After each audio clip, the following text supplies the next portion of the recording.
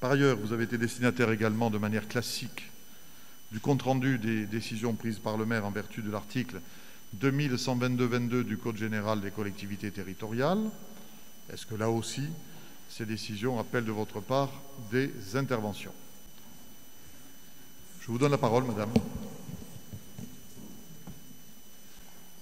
Je peux y aller? Oui, je viens de vous donner la parole. D'accord. Le son n'est pas excellent, ce qui fait que je ne comprends pas l'ensemble des propos. Donc je vais intervenir sur le compte-rendu des décisions prises par le maire.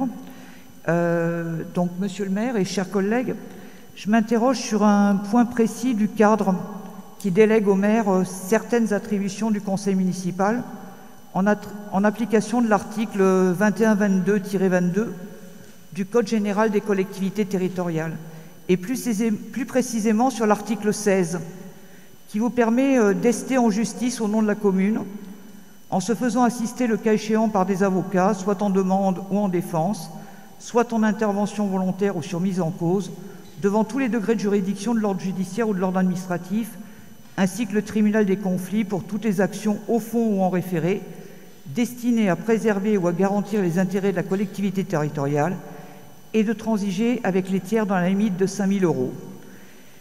Comment la collectivité détermine-t-elle précisément dans quel cas est applicable la limite de 5 000 €?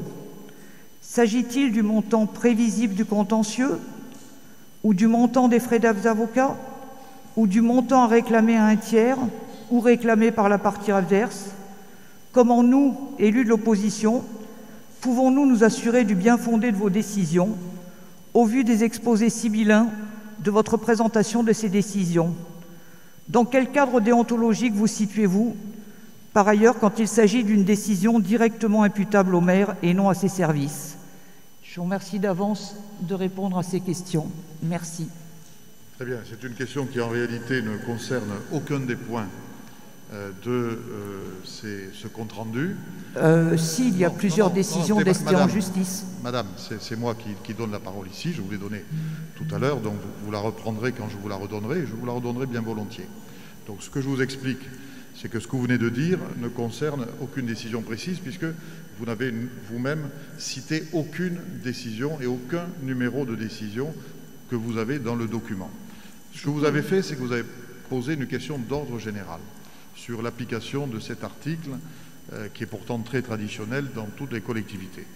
En réalité, c'est une question orale que vous avez posée au sens du règlement intérieur. Vous auriez dû la poser en fin de conseil.